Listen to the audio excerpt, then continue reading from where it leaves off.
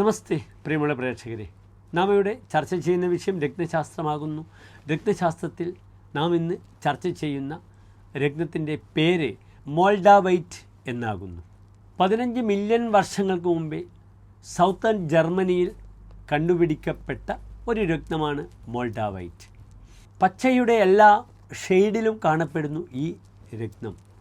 Olive പച്ച, വനപച്ച, മഞ്ഞപ്പച്ച, തവിട്ട് നിറമുള്ള പച്ച, ഈ ഫോമിലെല്ലാം കാണപ്പെടുന്ന ഒരു ക്രിസ്റ്റൽ രൂപമാകുന്നു മോൾഡാവൈറ്റ്.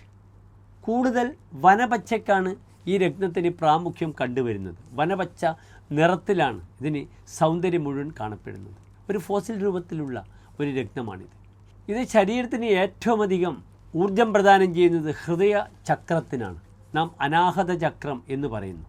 ബുധനാണ് അനാഹത ചക്രത്തെ ഭരിക്കുന്നതെന്ന് നിങ്ങളറിയണം.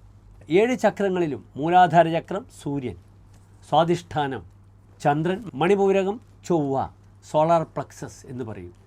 പിന്നെ അനാഹത ചക്രം ഹൃദയചക്രത്തെ ബുധനും, പിന്നീട് ത്രോട്ട് ചക്രം വിശുദ്ധി ചക്രത്തെ വ്യാഴവും, ആജ്ഞാചക്രം തേർഡ് ഐ ആ ചക്രത്തെ ശുക്രനും, അപ്രകാരം സഹസ്രാര ചക്രം ക്രൗൺ ചക്ര ശിരസ്സിനെ നാഡീഞരമ്പുകളെ വരുന്ന ഏറ്റവും പ്രധാനപ്പെട്ട ഭാഗം ശനിയുമാണ് ഭരിക്കുന്നത്. ഈ സ്റ്റോൺ ഏറ്റവും അധികം പ്രാധാന്യം കൊടുക്കുന്നത് ഹൃദയചക്രത്തിനാണ്. ഇതിൻ്റെ കളർ പച്ച കളർ ബുധൻ്റെ കളറാണ്, ബുധൻ്റെ നിറമാണ്. അനാഹത ചക്രത്തിനുള്ള നിറമാണ് പച്ച. അതിനാൽ പച്ച കളറിന് പ്രാധാന്യമുള്ള ഈ രത്നം ഹൃദയചക്രത്തെ എപ്പോഴും ശുദ്ധീകരിക്കുന്നു.